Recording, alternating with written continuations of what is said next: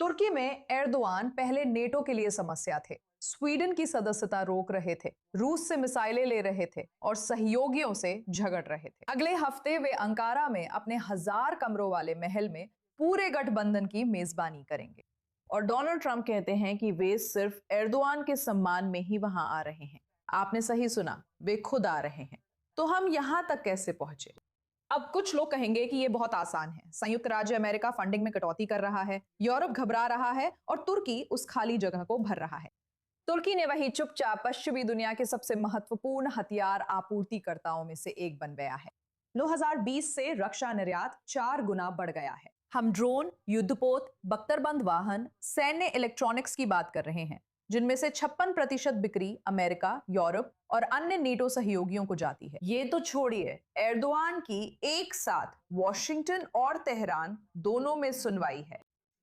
अब हमारे साथ तेल अवीव विश्वविद्यालय के मोशे दयान सेंटर के तुर्की विशेषज्ञ डॉक्टर एतन कोहेन यानारोकाब जुड़ रहे हैं, जो खुद भी तुर्क हैं। धन्यवाद। मुझे यहाँ बुलाने के लिए आपका बहुत बहुत धन्यवाद। बिल्कुल, आइए इस बारे में बात करते हैं। तुर्की नेटो में हथियार बेच रहा है, गठबंधन शिखर सम्मेलन की मेजबानी कर रहा है, ईरानी बैलिस्टिक मिसाइलें रोक रहा है और वॉशिंगटन और तेहरान के बीच कुछ हद तक मध्यस्थता भी कर रहा है। क्या एर्दोआन सच में तुर्की को उस खाली जगह को भरने के लिए तैयार कर रहे हैं जो आप कहेंगी कि अमेरिका पीछे छोड़ रहा है?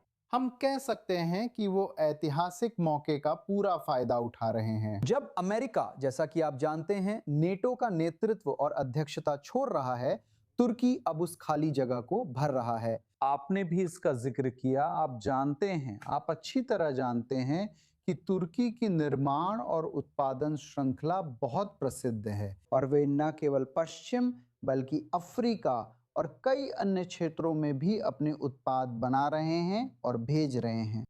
तो ये चुनौती देखते हुए कि ये पूर्व से यूरोप आ रही है, रूसी चुनौती, और हम ईरानी समस्या भी देख रहे हैं, तो तुर्की यहाँ एक बहुत महत्वपूर्ण खिलाड़ी के रूप में सामने आता है। साथ ही आप जानते हैं तुर्की उन्हें यूएवी, बख्तरबंद वाहन और अन्य उत्पाद प्रदान कर रहा है जिनकी यूरोप को गंभीर रूप से आवश्यकता है।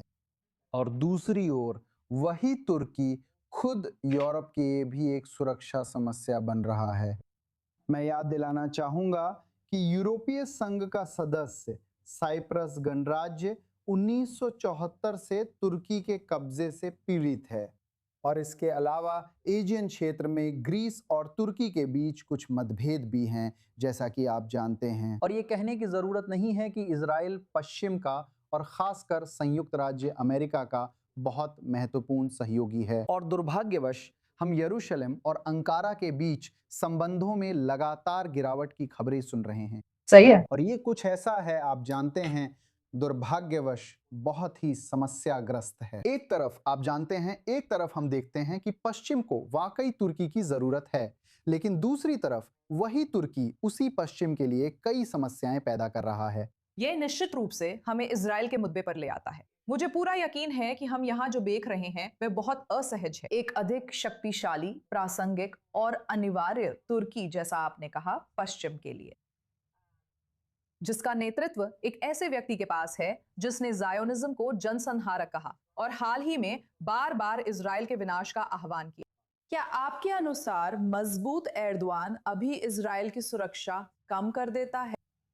खैर, मैं एर्दोआन के 2024 में दिए गए बहुत महत्वपूर्ण बयान का उल्लेख करना चाहूंगा। उन्होंने कहा, जैसे नागोर्नो कराबाख और लीबिया में किया, वैसे ही इजराइल के खिलाफ भी कर सकते हैं। नगोर्नो कराबाख में उन्होंने जो किया और लीबिया में जो किया वो था लीबिया में नेशनल एकॉर्ड सरकार को हथियार देना और अजरबैजान को आर्मीनिया के खिलाफ हथियार देना। संक्षेप में कहें तो मेरा मानना है कि तुर्की इजराइल के विरोधियों को हथियार दे सकता है। और लेकिन मुझे सच में नहीं लगता कि कम से कम निकट भविष्य में वो सीधे तौर पर इजराइल का सामना करेगा। लेकिन वास्तव में ईरान की तुलना में तुर्की कहीं अधिक जटिल खिलाड़ी है।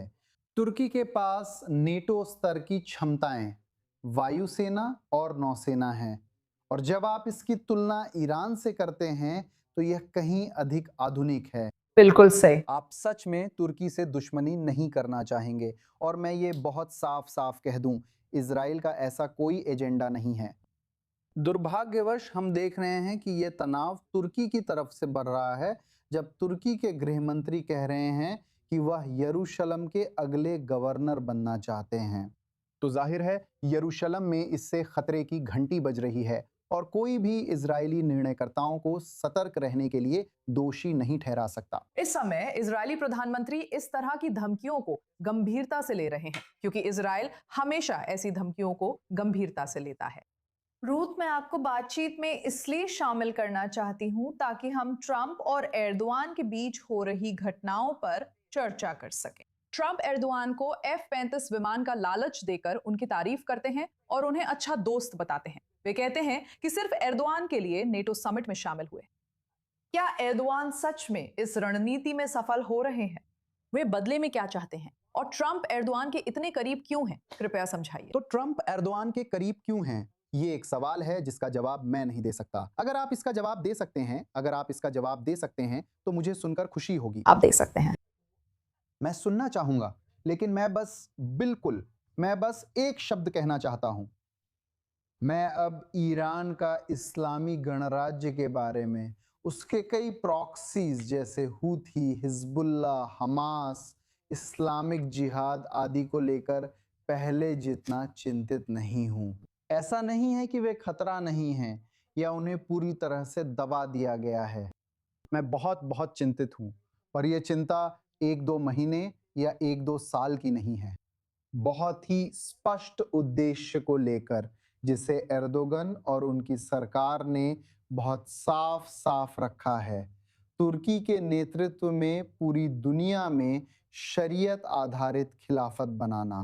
और या तो एर्दोगन खुद या उनके जैसे लोग, वो एक ऐसे नेता हैं जिन्हें कह सकते हैं इस्लामिक ब्रदरहुड के संस्थापकों में से एक की विचारधारा ने गढ़ा और प्रभावित किया है। तो इजराइल के विरोधियों को सहायता देना, प्रशिक्षण देना, फंडिंग करना, यानी हमास, इस्लामिक जिहाद और अन्य, हिजबुल्ला, भले ही वे शिया हैं, जोलानी वगैरह वगैरह।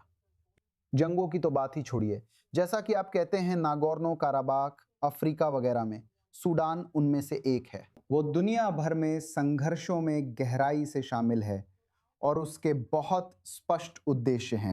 ये मेरा सबसे बड़ा और सबसे बुरा डर है और ये यूरोपीय, कनाडाई, ऑस्ट्रेलियाई और संयुक्त राज्य अमेरिका के एजेंडे में होना चाहिए।